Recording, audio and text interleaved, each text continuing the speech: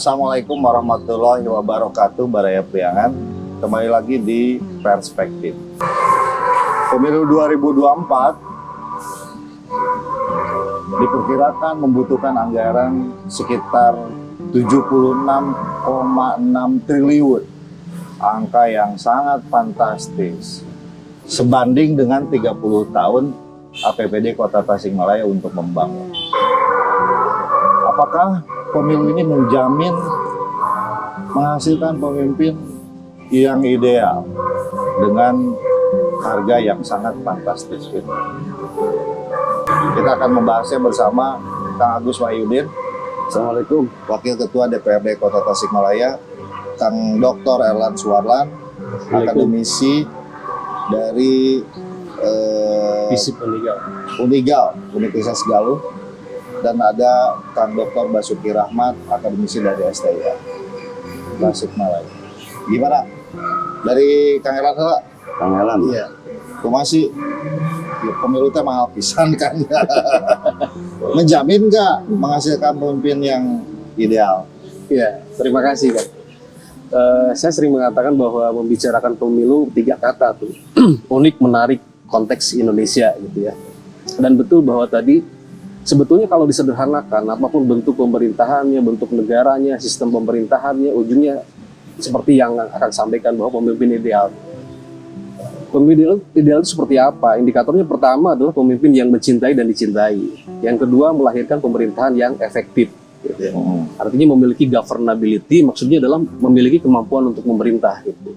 Kalau soal mahal, pasti mahal sekarang kos politik itu, gitu ya, politik itu. Dan tentu sekarang kan ada pasca reformasi itu ada spirit demokratisasi, gitu ya. Sebetulnya dalam beberapa hal saya termasuk yang berpikiran untuk menimbang kembali misalnya konteks pilkada itu kembali ke pemilihan tidak langsung, gitu ya. Langsung tidak langsung DPRD aja. Ya, misalnya diantaranya seperti itu. Di samping mungkin ada kemajuan, tetapi juga ada catatan ketika pemilu biayanya yang begitu mahal itu tidak dengan serta-merta berbanding lurus dengan lahirnya pemimpin yang tadi disebut mencintai dan dicintai. Misalnya kalau konteks pilkada begitu banyak kepala daerah yang tersangkut berbagai kasus, sehingga ini antara proses dengan hasil itu tidak berbanding lurus. Kemudian dalam banyak negara sebetulnya, negara kesatuan, negara serikat sebetulnya kalau bicara itu lebih banyak pemilih tidak langsung ya sebetulnya, gitu ya. Pemilihan tidak langsung, Sistem perwakilan ya, tidak langsung dicolok ya, oleh masyarakat. bagi Indonesia itu hari ini sangat mewah menurut saya karena 2 hal, serentak, langsung dan serentak. Ya. Kalau mengkomparasikan dengan beberapa negara, katakanlah Amerika saja tidak begitu, pemilihannya tidak langsung. Tapi memang hari ini sepertinya gitu ya, kita masih dibayang-bayangi praktek pemilihan tidak langsung ketika Orde Baru, gitu ya. Sehingga memikirkan alternatif lain. Tetapi kalau kita lihat kan tadi masih banyak persoalan. Jadi jawabannya ya tidak menjamin juga ya. Ya, tidak menjamin. Kang Uki gimana Kang Uki? Ya, tadi terkait dengan pemilu kita mahal, gitu ya. Saya kira ya semua sepakat gitu ya. Nah, persoalannya kan karena desain pemilu kita ini masih katakanlah tradisional gitu. Artinya kita masih menggunakan pola-pola lama gitu ya, masih membagi ke dalam TPS, kemudian orang datang ke TPS mencoblos gitu ya. Nah sementara kita kan skala kita sangat luas secara geografis maupun secara demografis gitu. Ya, otomatis dengan cara pemilu seperti itu akan melahirkan pemilu yang berbiaya tinggi. Nah, semestinya kalau kita ingin bahwa pemilu kita ini efisien, tentu harus dicari pola yang lebih sederhana dan menggunakan perangkat teknologi. Saya kira itu pilihan. Nah, problemnya itu ya, kita seperti tidak percaya dengan perangkat teknologi. Sistem e-voting misalnya, perdebatan-perdebatan di gedung parlemen, gitu ya, jelas sekali mensyaratkan bahwa dari aspek kejujuran, objektivitas itu yang diragukan kalau e-voting ini dijalankan. Padahal kalau kita mau menggelar pemilu dengan biaya murah, salah satunya itu adalah dengan menggunakan perangkat teknologi. Gitu ya. Karena memang saya kira mungkin Indonesia itu adalah pemilu dengan pemilu paling rumit gitu ya. Gitu. Di samping tadi keserentakan, juga menjangkau wilayah-wilayah yang sangat luas, terpencil dan lain sebagainya. Nah itulah saya kira kenapa pemilu kita berbiaya tinggi. Dari aspek itu bisa kita pahami. Tapi persoalannya tadi, apakah kita tidak bisa menggelar pemilu dengan biaya yang lebih efisien? Tentu hal ini saya kira bisa gitu ya. Tinggal kita bagaimana memformulasikannya pemilu tanpa harus menghilangkan substansi. Toh di negara-negara yang sudah maju juga pemilunya seperti Kang Erlan tadi bilang itu sudah menerapkan pola-pola yang lebih simpel, gitu ya. Apakah misalnya tadi memilih dari rumah, kartu suaranya dikirim ke rumah, gitu kan. Nah, tinggal kan perangkat pengawasannya yang diperkuat, gitu. Itu soal teknis bagaimana efisiensi ya, kita akan bahas di sesi lain, Kang Uki.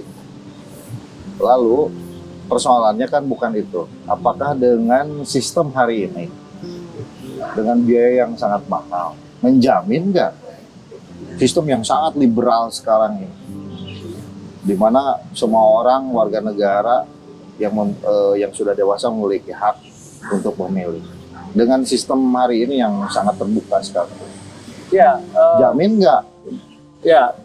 Tadi saya katakan bahwa semestinya karena pemilu kita ini berbiaya mahal, berbiaya tinggi, seharusnya bisa menjamin kualitas hasil pemilu. Nah, menakar kualitas hasil pemilu, saya kira simpel saja. Bagaimana misalnya efektivitas parlemen kita, gitu ya. Apakah misalnya fungsi-fungsi DPR, DPD, DPRD itu sudah memenuhi standar harapan publik nggak, gitu. Kemudian juga pilkada misalnya, apakah kepala daerah hasil pemilihan langsung itu sudah mampu mewujudkan kebijakan-kebijakan yang memang dibutuhkan masyarakat. Nah, kita hari ini menyaksikan, misalnya, Kemendagri pernah merilis bahwa 360 lebih kepala daerah itu tersangkut masalah hukum. Berarti kan hampir 2/3 dari kepala daerah yang itu produk pilkada bermasalah, gitu.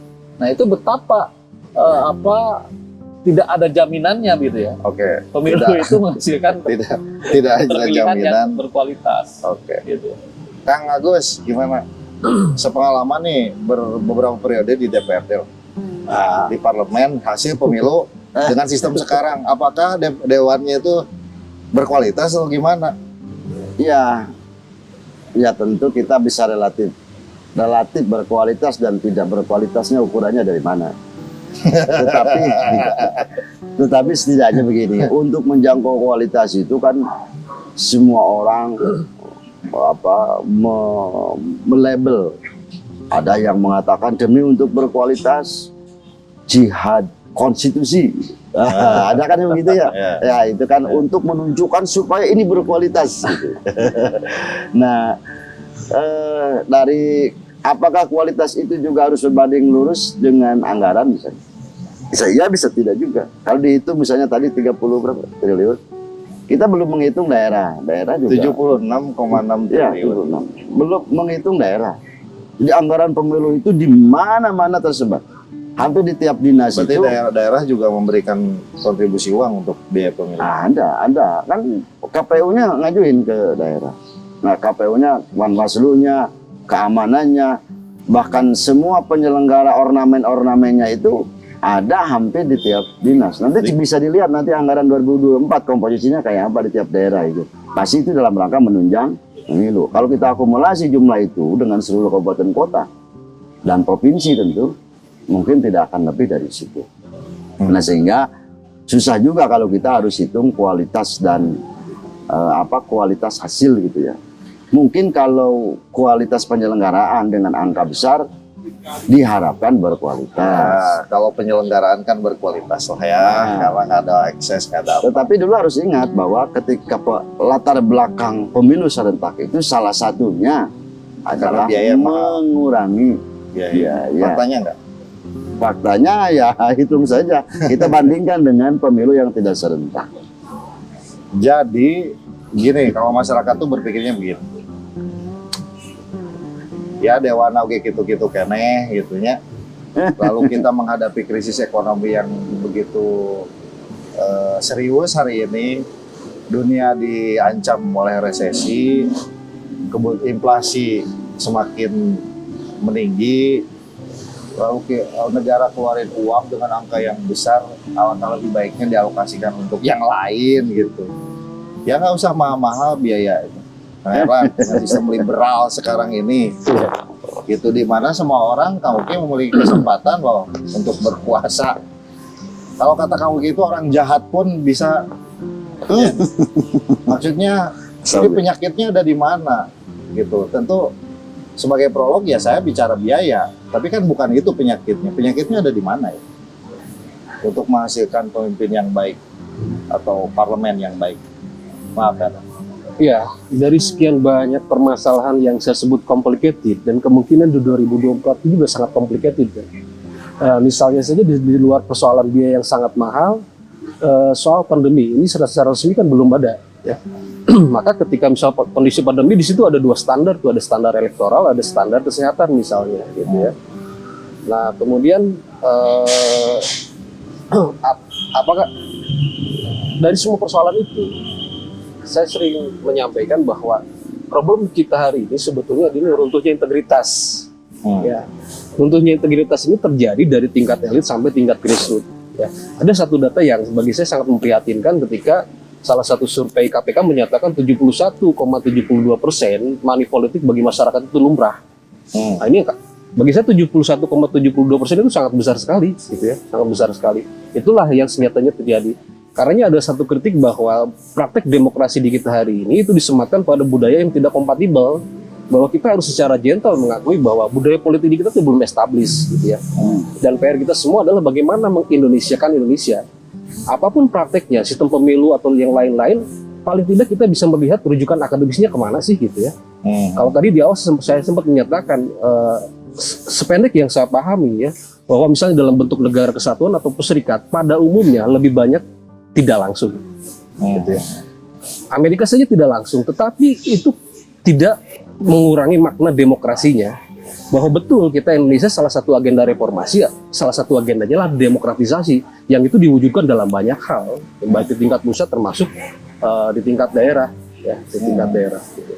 Oke, saya kira ini berkaitan tadi gitu ya. Bagaimana kita Kalau Pancasila kan yang keempat ya, Kerakyatan. soal perwakilan itu. ya bahwa bagaimana kita melahirkan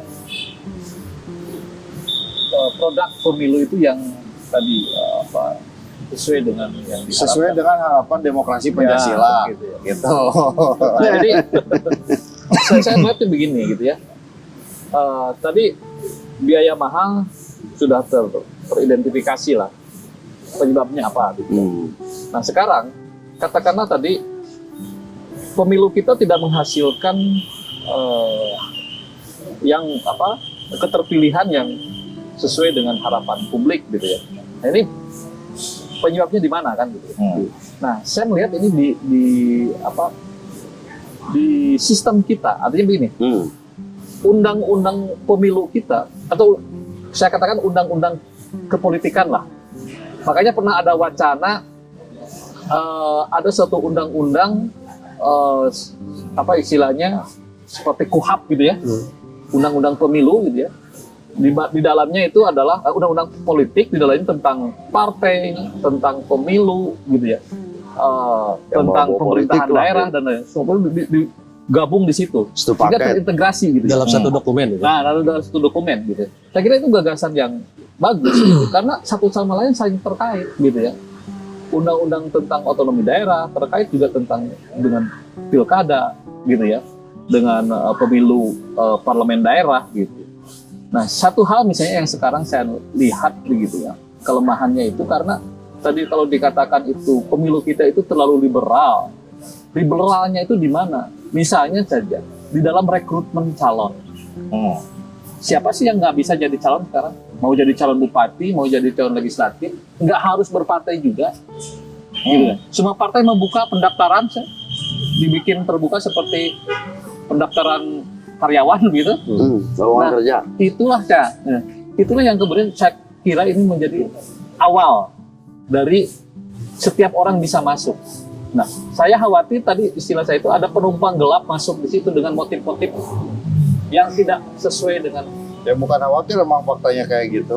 Ya, artinya kan proses seleksinya itu gimana begitu ya. Nah, sehingga langkah awal sederhana mungkin yang bisa dilakukan untuk meminimalisir terjadinya praktek seperti itu adalah dengan memperketat persyaratan menjadi calon. Niat hayang bisnis bisa, Ya, niat hayang punya niat macam-macam, korupsi Oh iya, dan sebagainya gitu ya. bisa. Niat apa lagi? karena Bisa. karena politik itu kan soal kekuasaan gitu ya, kekuasaan negara gitu ya, mengelola negara. Negara itu semua diurus oleh negara. Hayang bengar bisa. Apapun bisa gitu loh. Gitu ya. Memang kalau sudah masuk ke sana, mau apapun bisa. Nah, tinggal masalahnya kan berarti aturan yang membagi kekuasaan, membagi kewenangan. Nah, kemudian juga komitmen dari orang-orang yang masuk ke situ. Kalau begitu, sebaiknya pemilu balik lagi seperti dulu. Gimana menurut Kang Agus? Ya, Tertutup saja. ya sebetulnya itulah Nggak yang usah lebih dibuka calegnya. lebih menjamin dari sisi substansi demokrasi gitu ya. Kalau sistem proporsional tertutup. Oke, jangan dilanjutin. Kita akan bahas di perspektif episode berikutnya. Dengan pembahasan, mungkin nggak kita balik lagi ke sistem pemilu yang lalu. Assalamualaikum warahmatullahi wabarakatuh.